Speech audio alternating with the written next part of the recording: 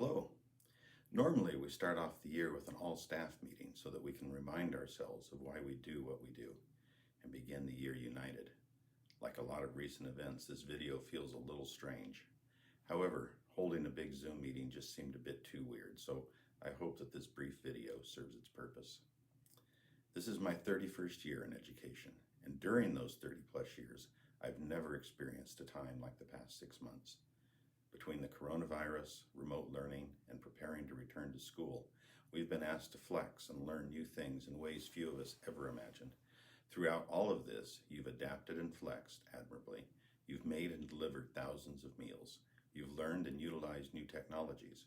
You've begged, called, and cajoled kids into learning. Through this time, you've managed to stay true to our mission of helping all kids learn.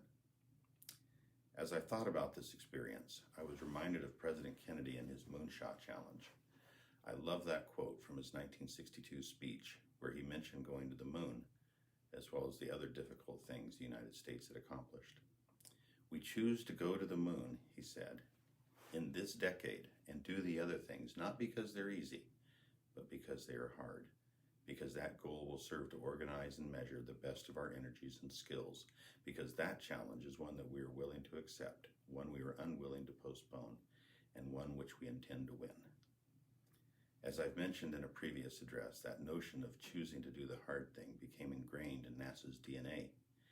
You may recall the story of the janitor in JFK. President Kennedy was visiting NASA headquarters for the first time in 1961. While touring the facility, he introduced himself to a janitor who was mopping the floor and asked him what he did at NASA. "I'm helping to put a man on the moon," was the janitor's reply. He got it. He understood the vision, his part in it. He had purpose.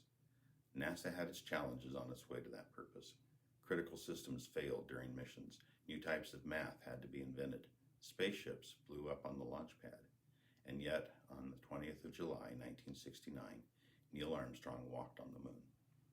We also have challenges. It's absolutely true that some of our students have a home life not conducive to remote learning.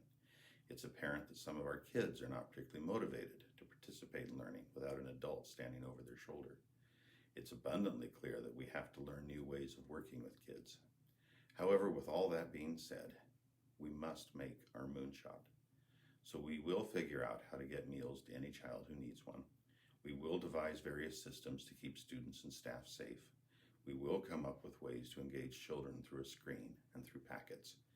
We choose to do this, not because it's easy, but because it's necessary. We're not simply food service workers, bus drivers, parapros, teachers, or custodians. We are, all of us, educators. My challenge to you is to approach this school year in the same approach we approach every new year, with a sense of purpose and dedication to accomplishing the mission. If we do, we will weather the storm. We will be successful. We will help ensure our students are ready for a post-corona world. Thank you.